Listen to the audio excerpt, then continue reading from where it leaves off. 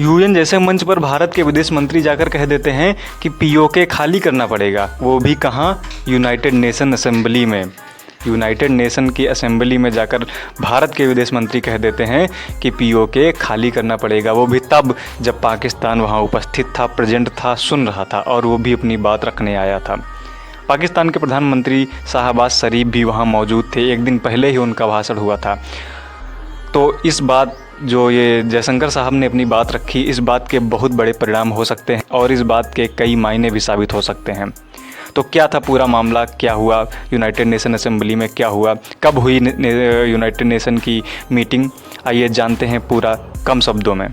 साथियों, 79 session of the UN general assembly UNGA 79 की meeting 10 से 30 सितंबर को हुई। एक दिन पहले प्रधानमंत्री मोदी जी का भाषण हुआ, उसके दूसरे दिन पाकिस्तान के प्रधानमंत्री शाहबाज शरीफ का भाषण हुआ।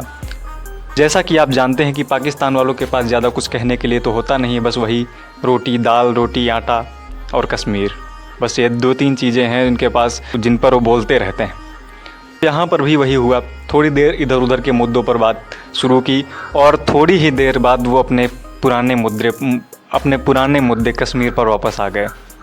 आना ही था और सबसे पहले शुरू होते ही 370 बुरहान वानी और ये सब बाकी इधर उधर के मुद्दे मिलाते जुलाते, कभी बुरहान वानी को शहीद बताते हुए, कभी जम्मू कश्मीर में आतंकवादी गतिविधियों को बताते हुए, जबकि पूरी दुनिया जानती है कि जितने भी आतंकवादी हुए हैं उनको अगर शहीद कोई बताता है तो पाकिस्तान बताता है। उनके यहाँ के जो मंत्री होते हैं, उनके यहाँ की जो सरकार होती है, वो बुरहान वानी को शहीद का दर्जा देती है, वहाँ पर उनका शहीदी स्मारक भी बनाया गया है और ये मुद्दा रखते हैं कि जम्मू कश्मीर में आतंकवादी गतिविधियाँ बढ़ा रहा है भारत। तो साहब ने लगभग 20 मिनट लिए अपनी स्पीच को कंप्लीट करने के लिए, अपने भाषण को कंप्लीट करने के लिए। तो आप भी देखिए उस क्लिप में, थोड़ी सी झलक देख लीजिए आप शाहबाज शरीफ की कि वो क्या कहते हैं। बाकी तो मैं आपको बताऊंगा ही कि वो क्या कहते हैं।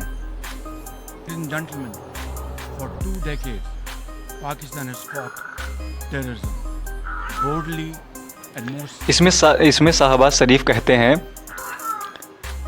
कि भारत आज 9 लाख से ज़्यादा सेना जम्मू कश्मीर में भेजी हुई है, जो कि एक्स्ट्रा जुडिशियल किलिंग कर रही है, कर्फ्यू लगा रही है और साथ ही साथ यंग कश्मीरी लोगों को जेल भेज रही है। ये बोल रहे हैं शाहबाज शरीफ।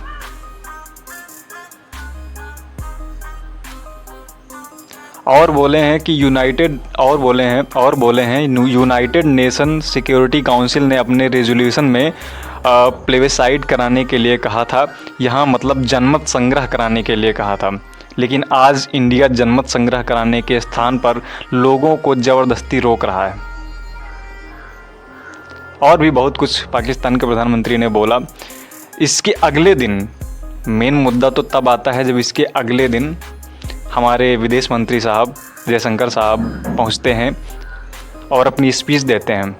और स्पीच में सबसे पहले सबको, पूरी दुनिया को नमस्कार करते हुए सबसे पहले यही बोलते हैं कि आपने कल कुछ अजीबोगरीब दावे सुने।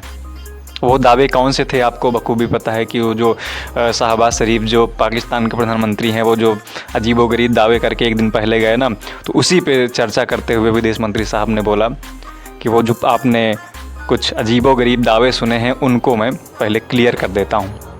तो क्या कहा उन्होंने, उनको भी आप जान लें।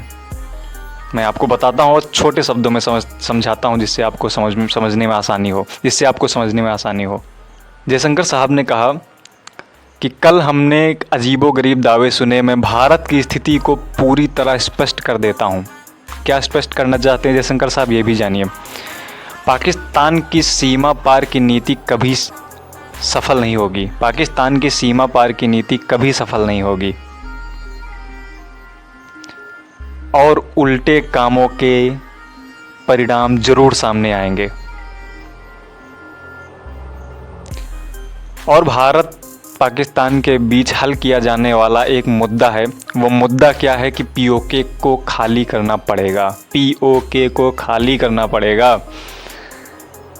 तो जाहिर सी बात है कि जयशंकर साहब ये सब ऐसे तो बोल नहीं रहे होंगे, इसके पीछे उनकी कोई ना कोई प्लानिंग चल रही होगी, कोई ना कोई काम चल रहा होगा। तो देखते हैं आगे इस मुद्दे पर क्या बात होगी। जैसे ही मुझे इस बारे में कोई भी इन्फॉर्मेशन मिलती है मैं आपको ज़रूर बताऊंगा। और आगे की जानकारी इज़राइल और ईरान जो युद्ध चल रहा है, जो इज़राइल और ईरान के बीच युद्ध चल रहा है, इसके बीच जो छोटी छोटी जो कुछ जानकारियाँ होती हैं जो आप तक नहीं पहुंच पाती हैं, मैं आपको आप तक पहुंचाऊंगा। और उम्मीद है कि अगर आप जानकारी पसंद कर रहे होंगे तो चैनल को सब्सक्राइब करेंगे और आगे की जानकारी से जुड़ने के लिए भी चैनल को सब्सक्राइब करेंगे। तो मिलते हैं अगली वीडियो में जल्द, बहुत जल्द।